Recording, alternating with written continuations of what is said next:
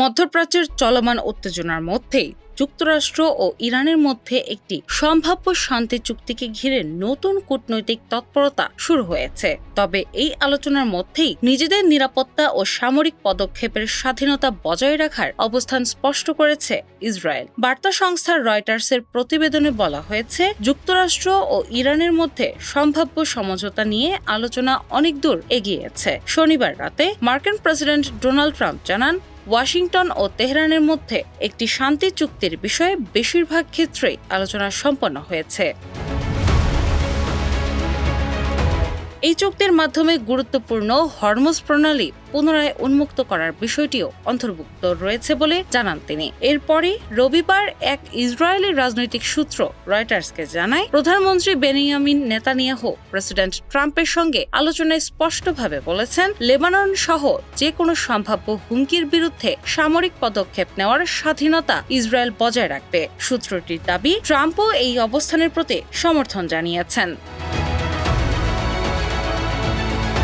৩ মাস ধরে চলা আঞ্চলিক সংঘাতের মধ্যে পাকিস্তানের মধ্যস্থতায় উদীয়মান এই সমঝোতা মধ্যপ্রাচ্যে বড় ধরনের পরিবর্তনের ইঙ্গিত দিচ্ছে বলে মনে করছেন বিশ্লেষকরা। বিশেষ করে হরমুজ প্রণালী পুনরায় চালু হলে বৈশ্বিক জ্বালানি বাজারেও এর বড় প্রভাব পড়তে পারে। ইরানের ফার্স নিউজ এজেন্সি জানিয়েছে, সম্ভাব্য খসড়া চুক্তিতে উল্লেখ রয়েছে যে যুক্তরাষ্ট্র ও তার মিত্ররা ইরান কিংবা তাদের মিত্র গোষ্ঠীগুলোর উপর হামলা চালাবে না।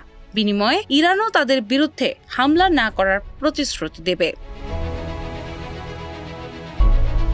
তবে সম্ভাব্য এই চুক্তি নিয়ে ইসরায়েলের অভ্যন্তরেও ভিন্ন মত দেখা দিয়েছে। ইসরায়েলের রাজনীতিক বেনি গান্টস বলেছেন, ইরানের সঙ্গে সমঝোতার অংশ হিসেবে লেবাননে যুদ্ধবিরতি মেনে নেওয়া ইসরায়েলের জন্য কৌশলগত ভুল হবে। বর্তমানে লেবাননে ইরান সমর্থিত হিজবুল্লাহর বিরুদ্ধে অভিযান চালাচ্ছে ইসরায়েলি বাহিনী। ইসরায়েলি সূত্রের ভাষ্য অনুযায়ী যুক্তরাষ্ট্র ইরানের সঙ্গে চলমান আলোচনার বিষয়ে নিয়মিতভাবে ইসরায়েলকে অবহিত করছে।